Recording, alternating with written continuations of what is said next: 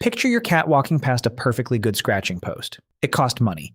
It is covered in rope. It was purchased specifically for scratching, and your cat ignores it. Then they walk 3 feet farther, stretch their body to full length, sink their claws into your couch, and begin shredding it with complete confidence. It looks personal, almost insulting, but your cat is not destroying furniture because they hate your decorating. They are performing one of the oldest and most deeply wired behaviors in the feline body. And the strange part is, scratching is not just about claws. It can involve muscles, scent, communication, emotion, habit, location, and something humans constantly underestimate. Where the scratching happens may matter almost as much as what gets scratched. Start with the obvious explanation. Cats scratch to sharpen their claws. That is partly true. As a cat scratches, the outer layers of the claw can loosen and shed. Those translucent little claw-shaped shells you sometimes find near a scratcher are not usually broken claws. They are old outer sheaths. Scratching helps maintain the equipment. But if claw maintenance were the whole story, almost any rough surface should work. A cheap pad in a forgotten corner should be enough. Except cats often reject that deal. They may have a scratcher available, then choose the sofa arm, the doorway, the carpet, or the chair you use every day. That is where the simple explanation starts falling apart. In 2017, veterinary researchers studying owner reports found something revealing. Cats strongly preferred certain materials and certain object types. Furniture and carpet were common targets. And punishment, despite being widely used, did not reliably solve the behavior. That matters because the cat is not merely searching for something vaguely rough. The surface has to feel right, the position has to feel right, and often the location has to feel right too. Think about what scratching physically does. The cat anchors the front claws. Then the shoulders pull, the spine lengthens, the forelimbs extend, the paws flex.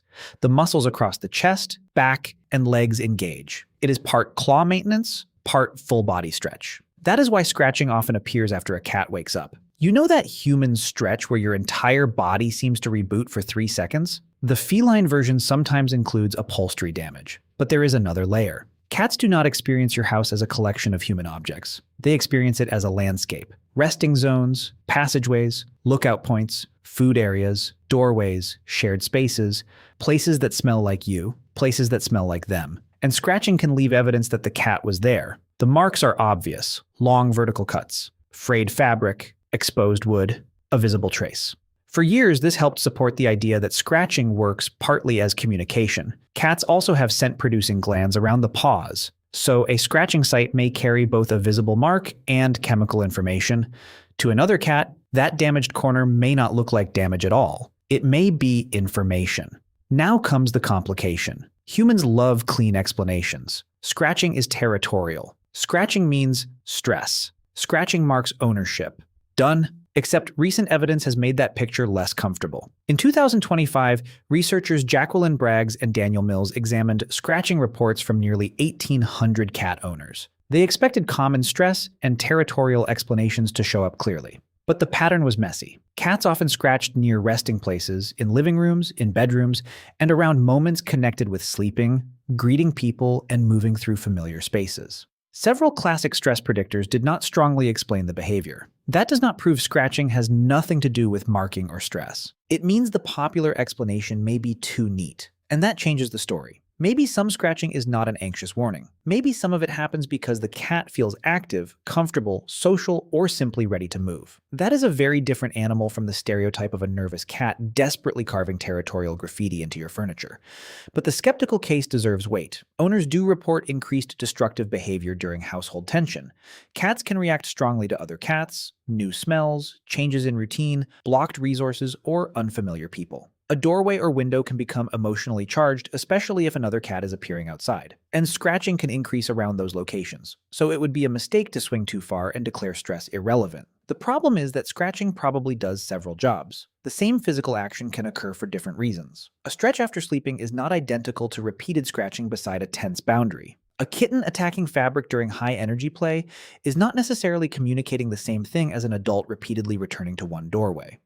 Behavior does not always come with one clean translation. Cats did not evolve for human furniture categories. There was no evolutionary distinction between acceptable sisal rope and unacceptable Italian leather. There were surfaces, trees, bark, logs, ground, objects sturdy enough to resist the pull, objects placed where the animal already traveled. That last part matters enormously. A scratching post can be physically perfect and behaviorally useless if you hide it where nothing happens. Humans do this constantly. The cat scratches the corner of the sofa in the busiest room. So the human buys a beautiful scratching tower and places it in a quiet basement corner. From the human perspective, problem solved. From the cat's perspective, a random object has appeared in another country. In 2022, a large survey of more than 2,000 cat owners in the United States and Canada found that management mattered. Providing appropriate scratching materials, using enrichment, restricting access to unwanted targets, and positive reinforcement were associated with fewer reports of unwanted scratching. That is not glamorous. There is no secret command, no dominance trick, no dramatic feline showdown.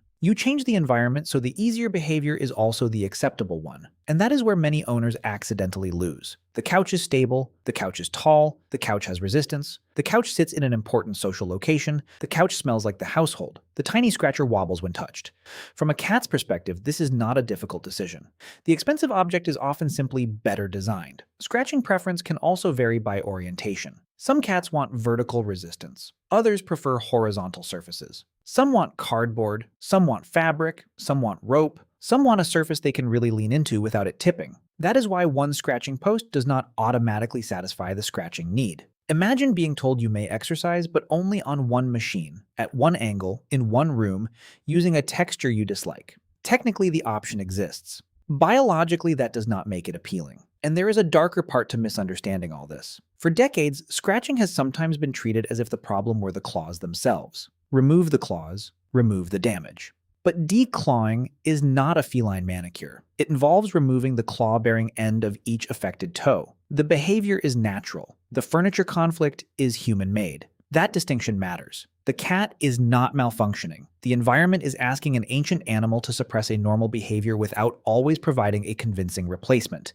This is why punishment can be so useless. The cat scratches. You shout, the cat stops. For 10 seconds, it looks like learning. But what may actually happen is much less satisfying. The cat learns that scratching near you is dangerous. The need itself remains, so the behavior moves. Different chair, different room, different time, same cat. And if anxiety increases, you may have made the emotional environment worse without solving the physical motivation. The better strategy is almost embarrassingly practical. Put scratching surfaces where the cat already scratches. Make them stable. Match the orientation. Experiment with materials. Reward the correct target quickly. Protect the furniture while the new habit forms. And pay attention if the pattern suddenly changes. A sudden increase might reflect stress, social tension, environmental change, or even discomfort that deserves veterinary attention.